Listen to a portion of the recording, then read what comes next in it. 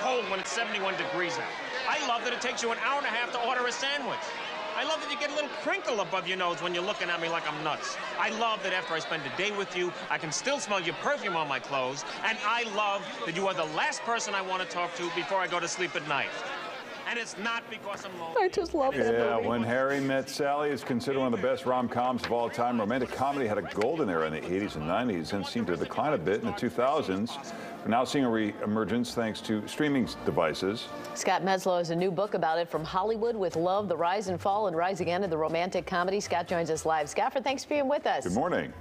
Morning. Thanks for having me. You know, I thought I was the only one who recognized this for a while. I used to love rom-coms. I know most women do, you know, there was a time there was nothing. And it was maybe just the kind of like, you know, 40-Year-Old Virgin and the kind of guy comedies that might have been romantic. But what was the reason for that? You know, I think we went through an era where audiences got a little tired of them at the same time as Hollywood itself was changing a little bit. You know, I don't think it's a secret to anyone that superhero blockbusters are kind of the only game in town. So these budget movies, even though they were making plenty of money, weren't making $1 billion. And that became the new threshold. Yeah, but they're not high-budget movies to begin with, are they? Yeah, and that's why the streaming services love them so much. It's just not a home run necessarily at the box office, but, you know, a double is pretty good, too. Gotcha. Yeah, so, I mean, it's we're looking at some video here from Love Actually. I think the little girl who's now grown up from Love Actually there. Talk about, are we going to see the same type of movies that we saw before? I mean, you see Pretty Woman now, and it seems, oh, she's a prostitute with a heart of gold, and it falls in love. It just, a lot of it seems weird now, doesn't it? Are they changing?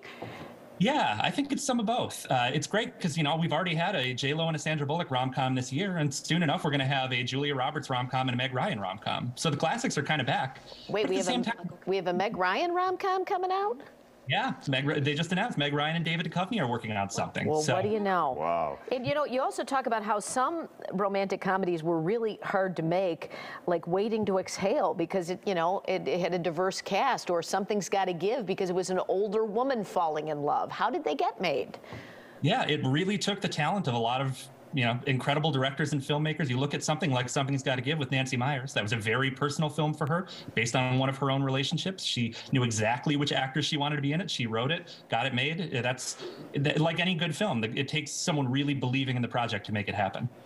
Yeah, I was always under the impression that at least back in the 80s and 90s, it was young men who drove the ticket sales in the box office. I wonder if that played a part in anything, and the fact that a lot of rom-coms are really about women, and if they're about men, they're stupid. Is there something there where maybe it's a unicorn to make a thoughtful romantic comedy about men? Oh, I think if you look, they definitely exist. You know, When Harry Met Sally is just as much his movie as hers. Four Weddings and a Funeral was a huge hit, and Hugh Grant is clearly the defining rom-com male of the 90s. So I think look a little harder. You'll be surprised what you find. Yeah, and you talk about that whole raunch-com genre, as you call it. I mean, some of those Judd Apatow movies and how those fit into the puzzle. Those movies were so interesting to me because they were definitely romantic comedies. I mean, look at Knocked Up. That is a classic romantic comedy. It just wasn't marketed that way. And it worked. It's men who typically did not think of themselves as guys who would go see rom-coms, went to that movie in droves. Women went too. It was this huge hit. But it is a rom-com if you really look at what's happening in the movie. It's really interesting how he got away with that. So do we have a new star? I mean, you used to have, like, Julia Roberts was the rom-com, Reese Witherspoon, Sandra Bullock, Meg Ryan. Is there a new generation of those stars coming up now? Yeah, I think what's really interesting and probably good is that actresses don't get pigeonholed the same way anymore. So you can have, Emma Stone can make a rom-com like Crazy Stupid Love and then go win an Oscar for La La Land. Or, Jennifer Lawrence did the same thing. So it's sort of interesting to watch. I think actresses still want to make rom-coms. They just want to do other things too. Yeah. Is there something difficult about writing a rom-com, especially today where everybody is sensitive about something and wants to complain about it?